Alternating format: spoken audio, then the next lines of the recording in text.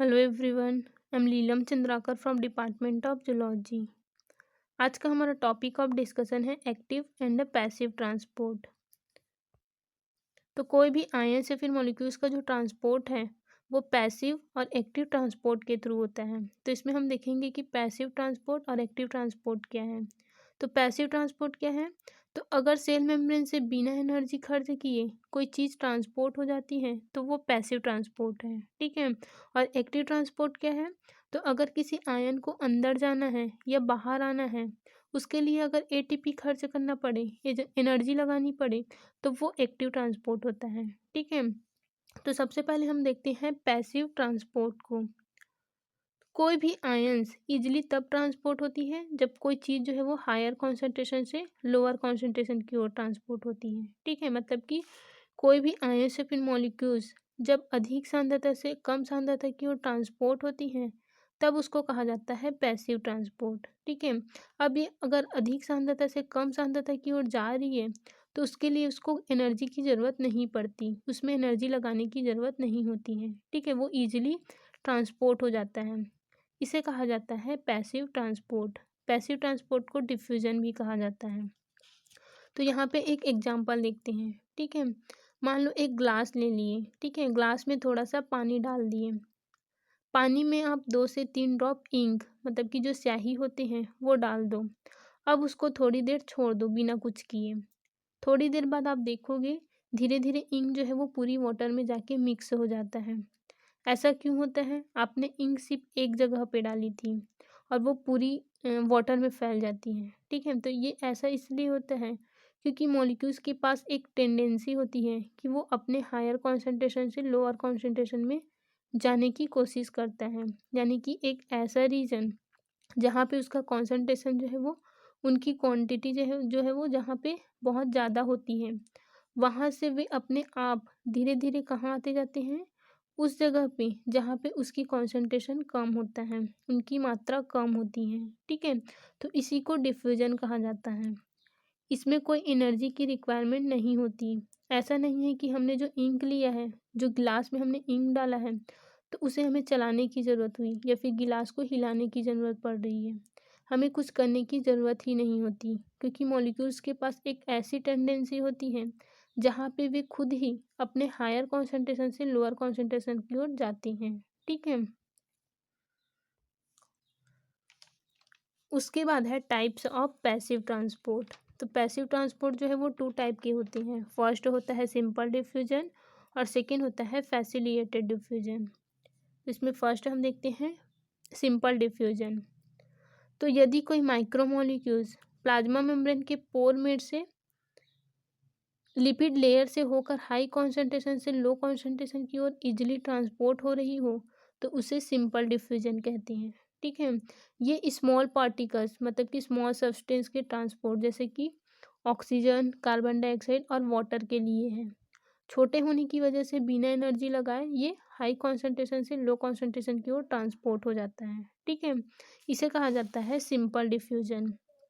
तो यहाँ पे इसको डायग्राम से समझते हैं। तो ये है प्लाज्मा मेम्ब्रेन, ठीक है। और ये है लिपिड बाइलेयर। ये सेल के आउटर रीजन है, बाहर वाला रीजन है। इसमें जो फ्लूइड होता है उसको एक्स्ट्रा सेल्यूलर फ्लूइड कहा जाता है। और ये सेल के अंदर का रीजन है, साइटोप्लाज्म वाला पार्ट, ठीक है। इसमें जो फ्लूइड होता है उसको इंट्रासेल्यूलर फ्लूइड कहा जाता है। तो मान लो सेल के बाहर कोई मॉलिक्यूल्स जैसे कि ऑक्सीजन या फिर कार्बन डाइऑक्साइड या फिर वाटर, इसका जो कॉन्सेंट्रेशन है वो बहुत ज़्यादा है। तो जब अगर ज़्यादा है तो ईजिली ये प्लाज्मा मेम्ब्रेन के पोर से मतलब कि जो लिपिड बाइलेयर है उससे होकर के ईजिली ये ट्रांसपोर्ट हो जाएगा बिना एनर्जी लगाए। तो ऐसे मॉलिक्यूल्स जो हायर कॉन्सेंट्रेशन वाले क्षेत्र से लोअर कॉन्सेंट्रेशन की ओर प्लाज्मा मेम्ब्रेन से होकर ईजिली ट्रांसपोर्ट हो जाता है उसे सिंपल डिफ्यूजन कहा जाता है, ठीक है। उसके बाद सेकंड है फैसिलिटेटेड डिफ्यूजन। तो फैसिलिटेटेड डिफ्यूजन में कोई भी आयंस या फिर मॉलिक्यूल्स जो है वो हाई कॉन्सेंट्रेशन से लो कॉन्सेंट्रेशन की ओर बिना एनर्जी यूज़ किए ट्रांसपोर्ट हो जाती हैं, लेकिन ये लिपिड लेयर से ट्रांसपोर्ट नहीं हो पाता। इसके लिए कैरियर प्रोटीन या फिर चैनल प्रोटीन की ज़रूरत होती है, तो उसे फैसिलिटेटेड डिफ्यूजन कहा जाता है। ठीक है। कुछ पोलर लार्ज मॉलिक्यूल्स के ट्रांसपोर्ट के लिए कैरियर प्रोटीन होते हैं, जहाँ से होकर आयन से फिर मॉलिक्यूल्स जो है वो ईजिली ट्रांसपोर्ट हो जाते हैं। ये प्रोटीन जो है वो स्पेसिफिक होता है, मतलब कि कुछ कुछ आयन्स या फिर मॉलिक्यूल्स को ही ट्रांसपोर्ट होने देता है, जैसे कि सोडियम आयन हो गया, पोटेशियम आयन हो गया। ठीक है। तो ये है फैसिलिटेटेड डिफ्यूजन का डायग्राम। ठीक है। ये है प्लाज्मा मेम्ब्रेन, ये लिपिड बाइलेयर है, और लिपिड बाइलेयर के बीच बीच में होता है प्रोटीन। ठीक है। ये सेल के बाहर का रीजन है जिसको एक्स्ट्रा सेल्यूलर फ्लूइड कहा जाता है, और ये है सेल के अंदर का रीजन। ठीक है। तो इन लिपिड बाइलेयर के बीच बीच में कैरियर प्रोटीन होते हैं, जहाँ से होकर कुछ आयन या फिर मॉलिक्यूल्स जैसे कि सोडियम हो गया, पोटेशियम हो गया या फिर ग्लूकोज हो गया, वो हाई कॉन्सेंट्रेशन से लो कॉन्सेंट्रेशन की ओर ट्रांसपोर्ट होते हैं, और इसमें एनर्जी की रिक्वायरमेंट नहीं होती है। ठीक है। इसे फैसिलिटेटेड डिफ्यूजन कहा जाता है। और जो कैरियर प्रोटीन है वे अपना शेप चेंज करती हैं। ठीक है।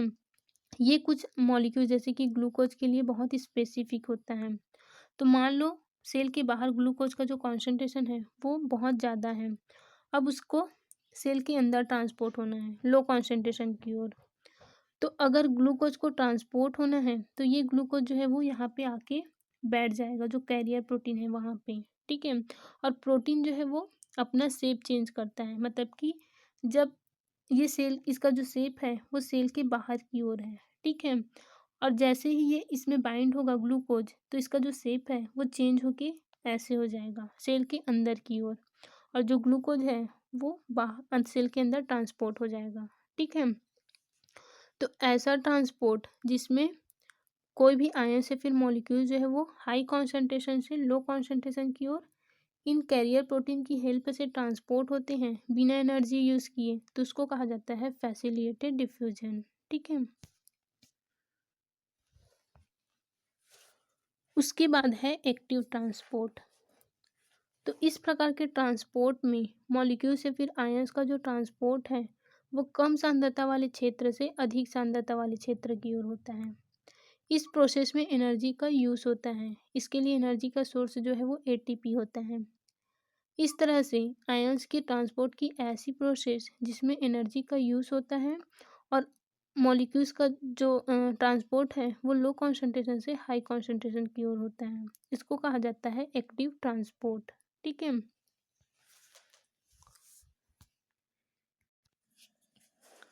तो ये है प्लाज्मा मेम्ब्रेन, ये लिपिड बाइलेयर है, और लिपिड बाइलेयर के बीच बीच में कैरियर प्रोटीन होती हैं। ठीक है। अब मान लो सेल के अंदर कोई आयंस की कॉन्सेंट्रेशन कम है। ठीक है। सेल के अंदर का जो रीजन है उसमें कोई आयन की कॉन्सेंट्रेशन जो है वो कम है, और उसे हायर कॉन्सेंट्रेशन की ओर ट्रांसपोर्ट होना है, अधिक सांद्रता की ओर ट्रांसपोर्ट होना है। तो कोई भी मॉलिक्यूल्स को आप कम सांद्रता से अधिक सांद्रता की ओर ट्रांसपोर्ट करोगे तो उसमें आपको एनर्जी लगानी पड़ेगी। ठीक है। तो कोई आयन को लो कॉन्सेंट्रेशन से हाई कॉन्सेंट्रेशन की ओर ट्रांसपोर्ट होने के लिए एनर्जी की रिक्वायरमेंट होती है, तो उसको कहा जाता है एक्टिव ट्रांसपोर्ट। ठीक है।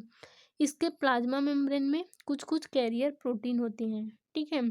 जो इन्हें ट्रांसपोर्ट कराने का वर्क करता है।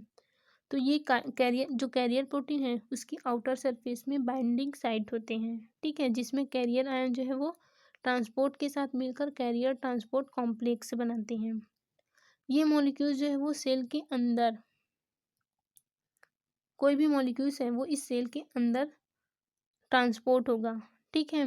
एंटर करेगा, और फिर यहाँ पे ये सेल के बाहर, यहाँ पे भी इसका जो शेप है वो चेंज होगा। ठीक है। इसका शेप ऐसे हो जाएगा, और मॉलिक्यूल जो है वो सेल के बाहर ट्रांसपोर्ट हो जाएगा। ठीक है।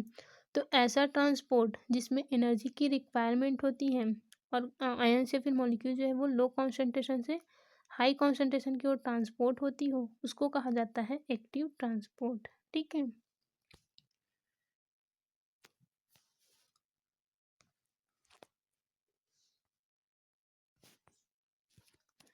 उसके बाद ये जो एक्टिव ट्रांसपोर्ट है उसको टू पार्ट में डिवाइड किया गया है।